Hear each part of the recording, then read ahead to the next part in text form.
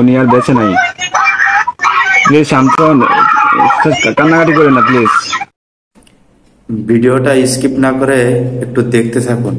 একজন প্রবাসী স্ত্রী জন্য কতটা কষ্টকর একটি ঘটনা, একজন বাবা একজন মায়ের জন্য কতটা কষ্টকর একটি ঘটনা। আজকে এটা না দেখলে বুঝতে পারবেন না। ভিডিওটা স্কিপ না করে পুরো ভিডিওটা একটু দেখতে থাকুন। আসসালামু আলাইকুম ভাবি, ভালো আছেন?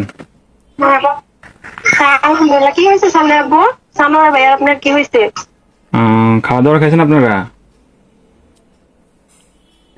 খাওয়া খাইছি, গান কিছু হয়েছে? কিছু হয় নাই। হ্যালো ভাইয়া, হ্যাঁ, কি হয়েছে? আরে শানু ভাই তো কিছুদিন যাবত অসুস্থ ছিল জানেন নাকি? হ্যাঁ, কি হয়েছে? শানু ভাই অনেকদিন যাবত অসুস্থ ছিল, ট্রিটমেন্ট নিছে। ওনার লো প্রেশার ছিল, অনেক ধরনের অনেক সমস্যা ছিল। তো কালকে রাতে উনি ডিউটি থেকে আসার পরে ঘুমিয়েছিল আর কি, বুঝছেন? তো ঘুমিয়ে থাকার পর তো আজকে সকালে আর উনি আর ঘুম থেকে ওঠে নাই, বুঝছেন নি?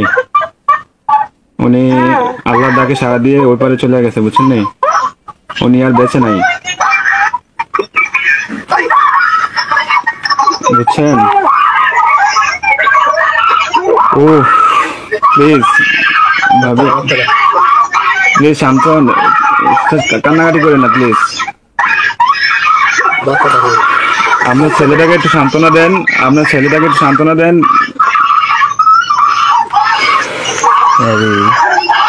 প্লিজ প্লিজ কান্না করেন না, সান্ত্বনা দেন। আপনার ছেলেদের একটু দেখতে বলেন। আপনাদের যদি লোকটুক থাকে, ও আল্লাহ,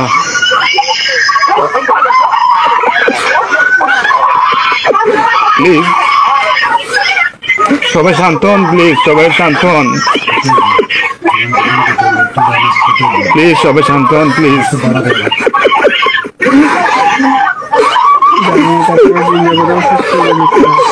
আপনারা দোয়া করেন, তাছাড়া কিছু করার নাই।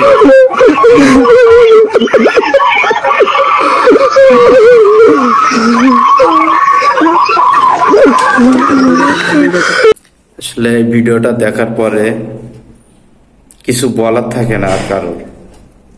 আমি দোয়া করি আল্লাহ তাআলা সকল প্রবাসী ভাইদেরকে সুস্থ রাখুন এবং সুস্থভাবে আবার দেশের মাটিতে ফিরে আসুক।